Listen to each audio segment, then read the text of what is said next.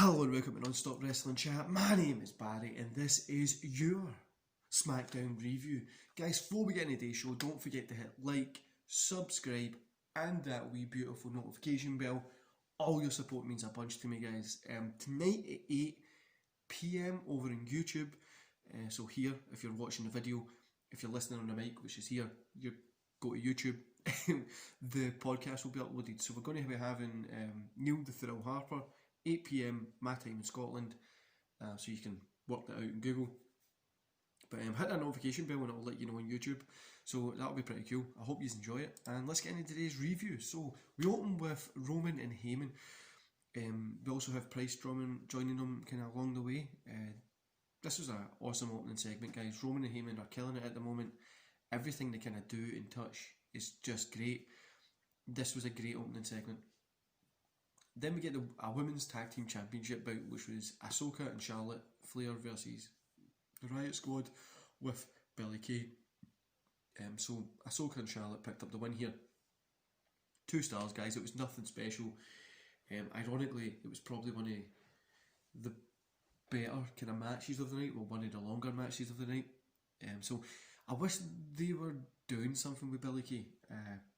They don't know what they're going to be doing. Where they split them up with Iconics, and both people are just not getting used. I think there's a lot of potential for Billie Kay to be used properly, but they're not doing it at the minute. There is a lot to be. I think they've split them up, right? Thinking, okay, they're good together. The Iconics were getting a little bit stale, so let's split them up, and we'll be able to get them over. And they've not been able to do it. They just don't have the place for them. And I honestly don't know where you would use them. But this match was okay. The obvious winners won, nothing great. Then we had Bryan and a few others do their kind of I'm going to win the Rumble segment. We get that every year. Cesaro versus Dolph Ziggler was next. Cesaro got the win here. 1.5 stars. I feel shit giving this 1.5 because of how much I like Cesaro. This was too short. I had a couple of cool moments in it, but it was just too short. Then we got Sasha Banks versus Reginald, the smelly air with Carmella. Sasha Banks got the win here. Obviously, I'm not going to rate this. This wasn't anything special. But didn't think it was going to be. The smelly air was Reginald, whatever you want to call him, was just bouncing around all over the place. I didn't think this was going to be amazing, but I'm not going to rate it. Then we got the Intercontinental Championship bout, Big E versus Apollo Crews. Apollo Crews picked up the win via disqualification.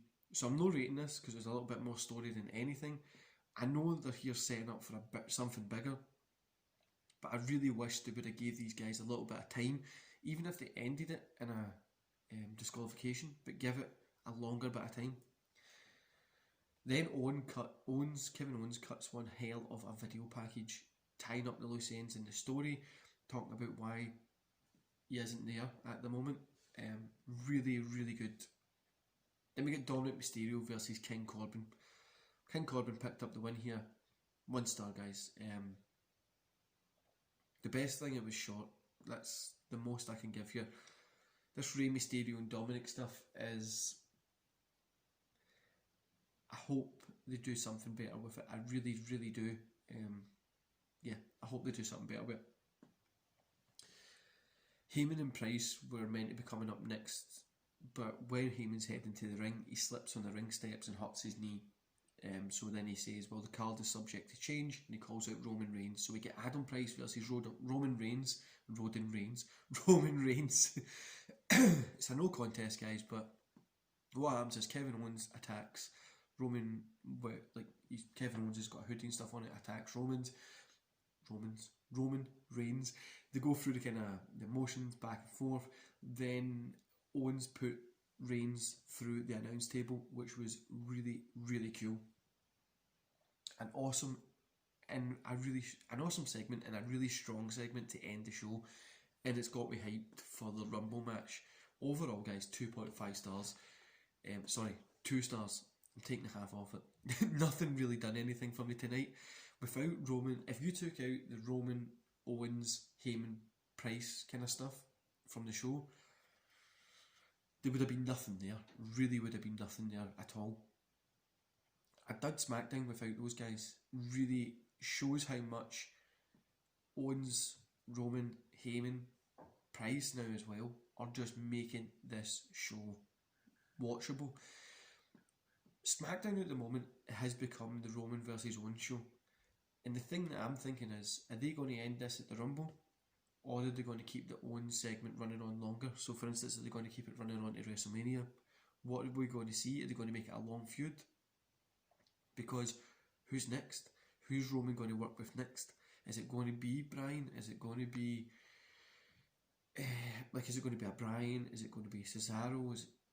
Because anybody that Roman picks, he's probably going to get over. Because Owens was kind of just floating around there. Anybody Roman picks, he's going to get over. And the feud's going to get over. I'm really excited to kind of see who his next pick is going to be. But yeah, everything Roman and Heyman and stuff are doing just now is literally gold. Even in that WrestleMania ad, it was gold. The two guys just work so well together. They're good heels. They really are good wrestling heels, and I'm excited to see it. It's one of the favourite things that I've got watching WWE at the minute, and I'm really excited to see how the Roman and Heyman Owens stuff progresses. Anyway guys, that's been my review today. I hope you enjoyed the show, and I'll see you here later tonight for the podcast. Tomorrow we've got the Raw Watch Along. Monday we've got Nitro Watch Along. And then obviously our weekly content. See you later guys, I hope you enjoy the rest of your day.